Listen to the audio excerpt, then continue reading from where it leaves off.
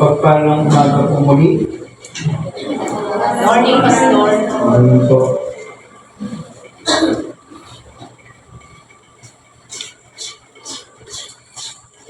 Sa isang Christmas camp noon, merong isang CYF. Ang pangalan ay Ashley. Merong isang CYF na member ng aking grupo ang aking kinamusta kasi umpisa pa lang day 1 ng Christmas camp. At ako yung kanilang facilitator. Sabi niya, yun din lang daw siya bumabalik muli sa church. Matagal daw siyang nawala sa church. Nung tinanong ko kung bakit, ang sabi niya, nahihiya ko kasi ako kay Lord. Ang dami-dami kong kasalanan. Kaya po, naglaylo ako sa church kasi gusto ko munang ayusin ang aking sarili. Maraming Kristiyano ang katulad ng CYF na ito. Meron po bang ganun sa inyo o na-experience na yung ganun? Naglaylo sa church kasi hiyang-hiya sa Diyos eh. Feeling nila sobrang makasalanan sila. They trying to be worthy and righteous in God's eyes by just relying on their own power or determination to change themselves. Pero ang katotohanan po mga kapatid, hindi natin kayang baguhin ang ating sarili o maranasan ang genuine transformation apart from God o sa ating sariling kakayanan lamang. Amen po ba yun? Kaya nga ibinigay ng Diyos ang kanyang bugtong na anak na si Jesus dahil sa kanyang wagas na pag-ibig sa atin. Sabi nga nung favorite Bible verse natin, upang ang sino mang manampalataya ay hindi mapahamak, kundi magkaroon ng buhay na walang hanggan. Ayon sa patutuo ni Apostol Pablo sa 2 Corinthians 5:17, kaya kung nakipag-isa na kay Kristo ang isang tao, isa na siyang bagong nilalang. Wala na ang dati niyang pagkatao, sa halip ito'y napalitan na ng bago. Sabi ni Martin Luther, ang taong mananampalataya kay Kristo ay simul justus et peccator. Hindi ko alam kung ano yun. Ang ganda lang sabihin. Pero ang ibig sabihin po doon, ang taong mananampalataya daw kay Kristo ay parehong matuwid at makasalanan. Mga kapatid, lahat tayong mga tao ay makasalanan. Ngunit tayong mga nananampalataya sa Panginoong Jesucristo, bagamat makasalanan, sapagkat patuloy tayong nakakagawa ng mga bagay na labag sa layunin at nais ng Diyos, ay itinuturing na matuwid ng Diyos dahil kay Kristo na nagtubos sa ating kasalanan at patuloy na nagbibigay sa atin ng lakas upang mamuhay sa kanyang masaganang grasya na nagdadala sa atin sa pagbabagong buhay. Ngayon ay pinagdiriwang natin ang Transfiguration Sunday. Tulad na nung sinabi ko kanina, ito ay araw na inaalala natin yung pagbabagong anyo ni Jesus. Nung siya ay pumunta kasama ng ilan niyang mga alagad, si Andres, si Santiago, si Pedro at saka si Juan, umakyat sila ng bundok. At sa di kalayuan, tumayo doon si Jesus at maya-maya kay nagpakita sa kanyang tabi si Moises at saka si Elias. Yung dalawang taong iyon ay important figures sa Jewish religion. Bakit? Kasi si Moises ay kumakatawan sa utos ng Diyos na binigay sa mga Israelita. Kaya meron silang Torah. No? Naalala niyo ba yung question ko nung Bible Olympics? Diba? Ano yung Torah? Law. Yun yung book of law nila.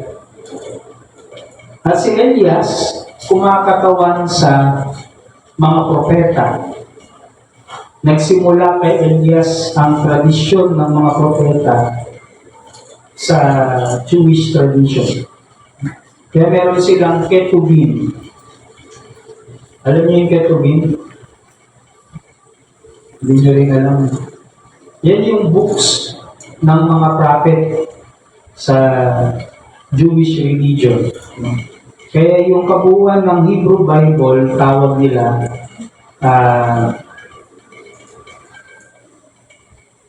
Tanakh. Torah, yung mali pala, Nevin yung prophets at Ketubim yung writings.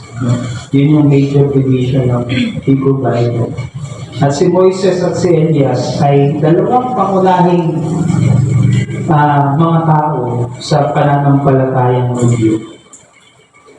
At bakit siya nagpakita kay Jesus? Sapagkat ipinapakita lamang nito na si Jesus ang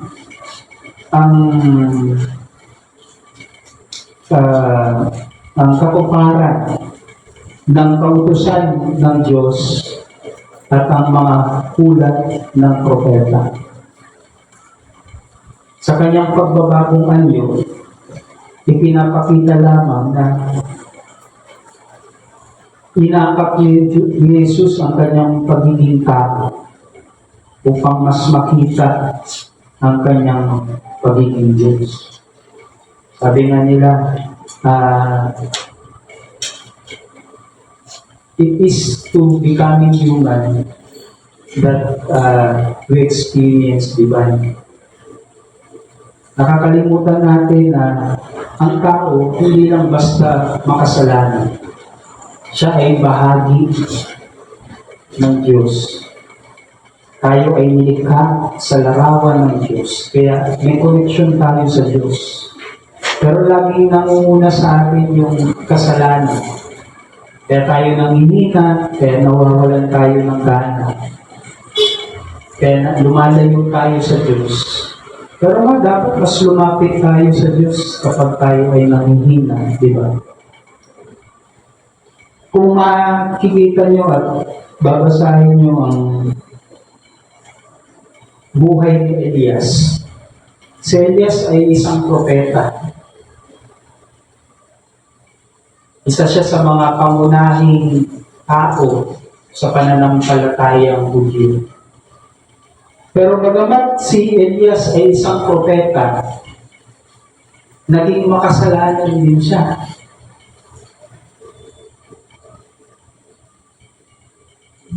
May mga pagkakataon na pinagdududahan niya ang kakayanan ng Diyos.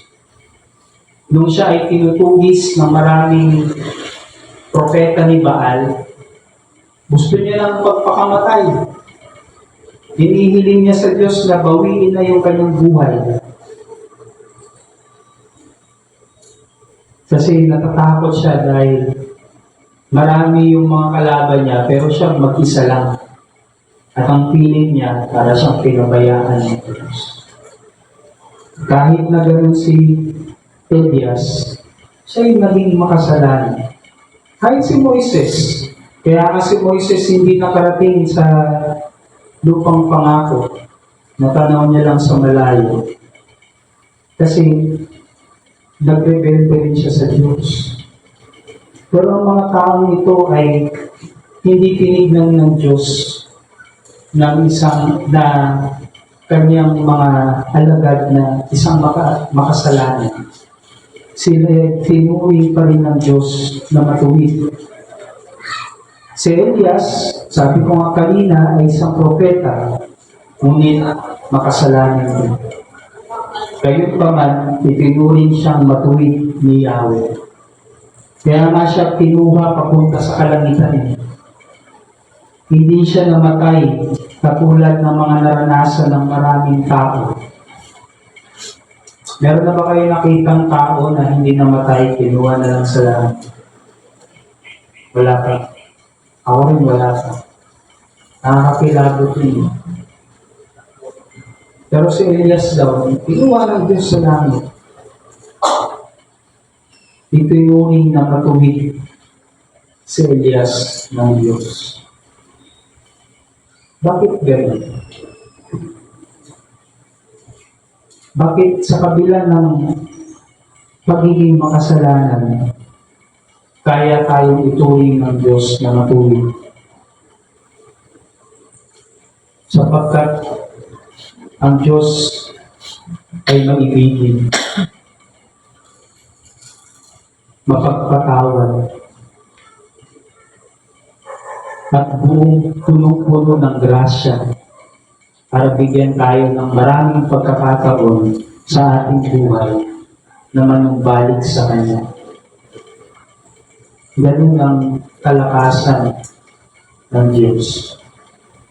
At dapat tayong magpasalamat sa Diyos. Kaya nga tayo ay sinner at the same time saints. Tulad ng sinasabi ni Martin Luther. Bagamat tayo ay makasalanan, tinuturing tayong matuwid ng Diyos. At dahil sa pagiging matuwid natin sa harapan ng Diyos sa pamamagitan ni Kristo, meron tayong lakas upang lumapit sa Kanya. Meron tayong lakas upang makibahagi sa Kanyang dakilang misyon. Meron tayong lakas upang maging daluyan ng pagpapala ng Diyos sa iyo. Meron tayong lakas upang gamitin niya para sa ikalalago ng Kanyang kaharian. Kung titignan niyo ang buhay ni Elias, ang buhay ni Elias ay naging malaking inspirasyon kay Eliseo. Kaya kahit saan siya pumaroon, sinusundan siya ni Eliseo.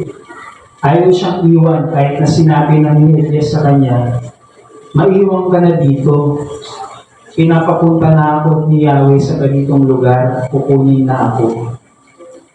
Pero ayaw niyang iwan si Elias na itinuring niyang master, itinuring niyang guro. Naging malaking inspirasyon ang buhay ni Elias kay Eliseo. Mga kapatid, ang inyong buhay ba ay nagiging inspirasyon sa maraming tao? Nakikita ba sa inyo yung pagiging saint nyo sa kabila ng inyong pagiging sinner? O yung sinner lang, wala yung saint? Alam nyo kasi si Elias, nakikita ni Eliseo kay Elias yung kanyang pagiging tapat na lingkod ng Diyos.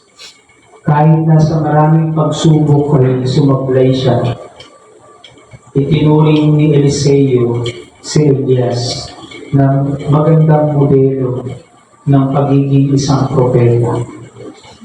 Kaya nga si Eliseo ay sumunod sa yapak ni Elias at naging propeta din. Tandaan niyo mga kapatid, God transforms people. Ang Diyos ay nagpapabago ng buhay ng tao. Hindi natin kayang baguhin sa ating sariling kakayanan ang ating mga buhay. Pero ang Diyos kaya. Also, God uses people to transform others. Ang Diyos ay gumagamit ng mga tao upang baguhin din ng iba. At tayong mga nananampalataya sa Diyos at ipinagkatiwala ang buhay ko kay Kristo, ay tinatawag ng Diyos, ginagamit ng Diyos para baguhin din kanila. Anong tanong sa atin ngayon mga kapatid? Anong klaseng buhay ang ipinapakita natin para magamit ng Diyos sa pagbabago ng iba? Ito ang maging pagpupulay nawa natin sa pagsisimula ng Kwaresma. Amen.